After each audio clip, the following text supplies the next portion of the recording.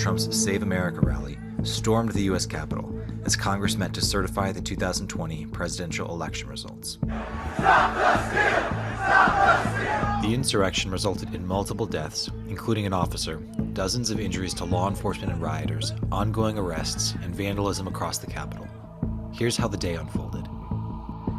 That morning, thousands gathered at the Ellipse near the White House to hear the president and his allies speak. Shortly before noon, President Trump addressed the crowd. We will never give up. We will never concede. We're going to walk down to the Capitol because you'll never take back our country with weakness. You have to show strength and you have to be strong. Following his speech, the crowd then marched to the U.S. Capitol building, where initially only Capitol Police were stationed. Additional MPD officers would be called to assist by 1 p.m.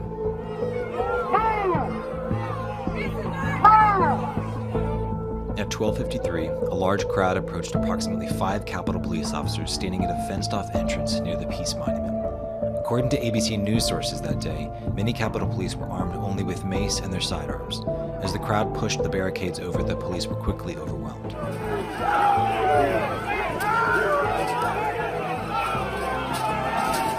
In contrast to other events in D.C. last summer, additional state and federal law enforcement was not pre-staged ahead of the riot. Within minutes, protesters began swarming other entrances of the Capitol, breaking through barricades and continuing to push further toward the building. Inside, Congress began their session with Vice President Pence presiding. Are there any objections to counting the certificate of vote of the state of Arizona? I will vote to respect the people's decision and defend our system of government as we know it. During this time, explosive devices were reported outside the DNC and RNC headquarters. Meanwhile, rioters continued to surround the Capitol, taking photos and waving flags. One video shows rioters streaming past barricades with officers standing by. An audio message from around 2 p.m. warned congressional staffers and reporters to stay away from windows and doors. Between 2 and 2:30, rioters broke through multiple entrances and began pushing further into the building.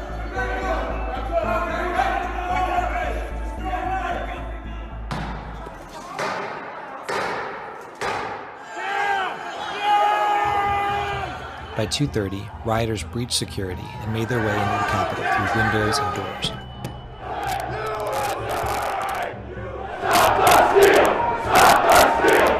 Crowds began pouring into the Rotunda, Crypt, Statuary Hall, and other locations.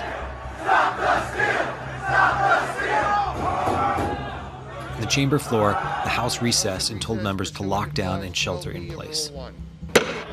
They broke the glass? Everybody stay down! Get down! Around 2:45, members of the Capitol security team barricaded the entry doors to the chamber. Congress members retrieved gas masks from underneath their seats, and tear gas has been released into the Rotunda. Outside the House chamber in a stairwell, protesters attempted to get into a secured hallway.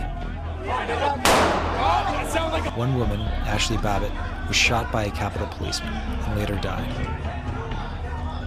Around 3 p.m., one video shows an officer stuck in a doorway as rioters try to push through. By now, hundreds of rioters occupied the Capitol, roamed the halls, sat at Speaker Pelosi's desk, and vandalized the building. As the insurrection continued, support from more than 18 local, state, and federal law enforcement agencies began to arrive. They tried to dispel the violence using tear gas and flashbangs to move the protesters out of the building. By mid-afternoon, many political leaders and allies of President Trump called on the president to make a statement and denounce the protest. I tried to call the president immediately, and I've tried a number of different ways to get him. I call on President Trump to go on national television now to fulfill his oath and defend the Constitution and demand an end to this siege. At 4:17, more than 2 hours after the violence began, President Trump tweeted a minute-long pre-recorded video speaking directly to the protesters. You have to go home now. We have to have peace. So go home. We love you. Earlier in the day, Mayor Bowser implemented a 6 p.m. curfew, and rioters now dispersed. By 8 p.m., senators resumed session in the Senate chamber to confirm the electoral results. Today was a dark day in the history of the United States Capitol. The violence was quelled. The Capitol is secured, and the people's work continues.